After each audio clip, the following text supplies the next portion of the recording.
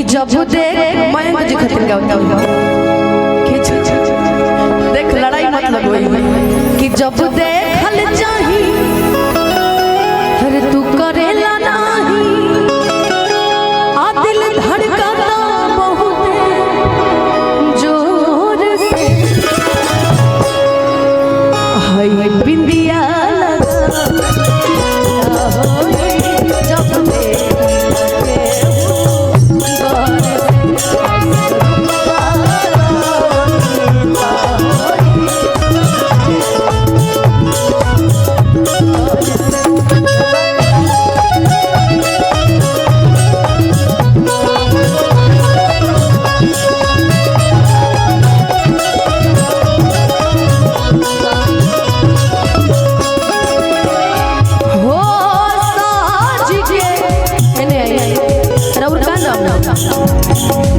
करिश्मा कपूर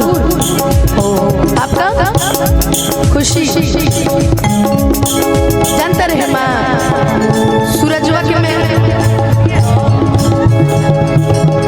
आपका क्या नाम है काजल बाप रे बाप धन्यवाद मामा मामा लगे मामा ना देखो सही पहचान लिख आइए इधर आइए आप आपका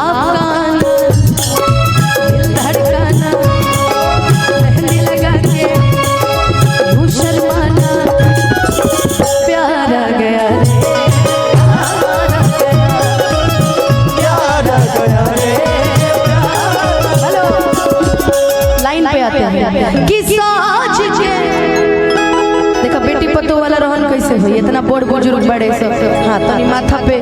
आचार आचार धरे के बिया के बाद इतना हेमो सीख गइल बड़ी कि हाँ ससुरैती में कैसे रहल जाला बाकी हिम्मत तन जल्दीबाजी को दिली बिया करे में कि साज के हर से जानिया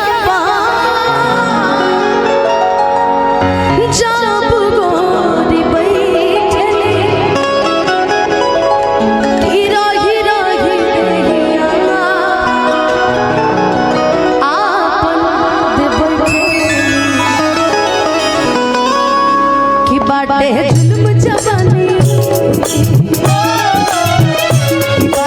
जुल्म जवानी चंदा के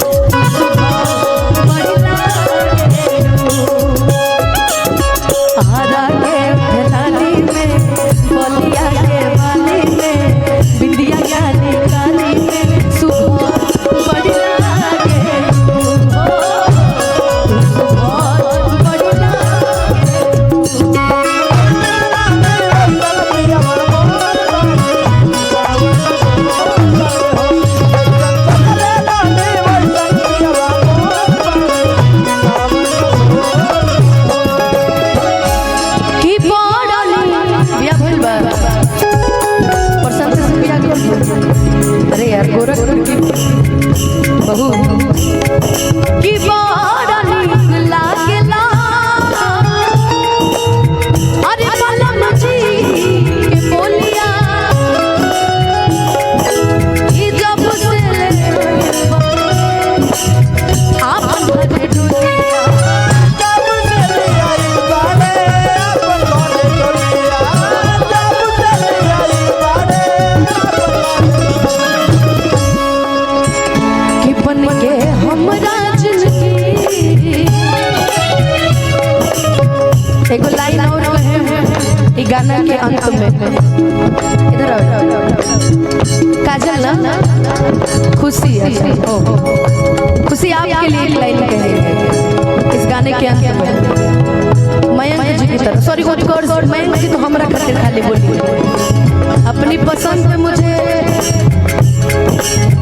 तिनका नहीं एक नजर भी बर्दाश्त बर्दाश्त नहीं है। आप अभी हमारी पसंद है बस यही तक करे अभी उत्कर्ष जी आपके लिए कह रहे हैं, मतलब कह नहीं रहे, उनकी महसूस की हुई चीजें हम आपसे बता रहे हैं। छुप छुप के काहे तूने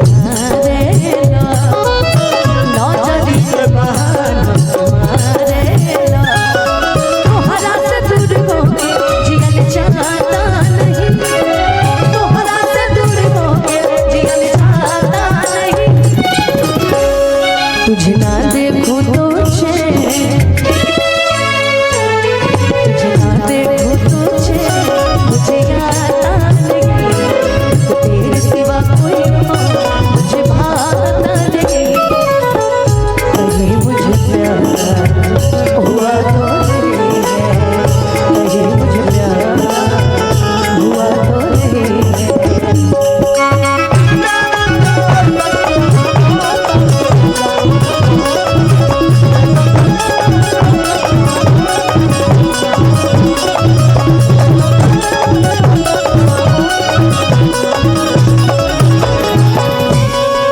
बाप रे बाप।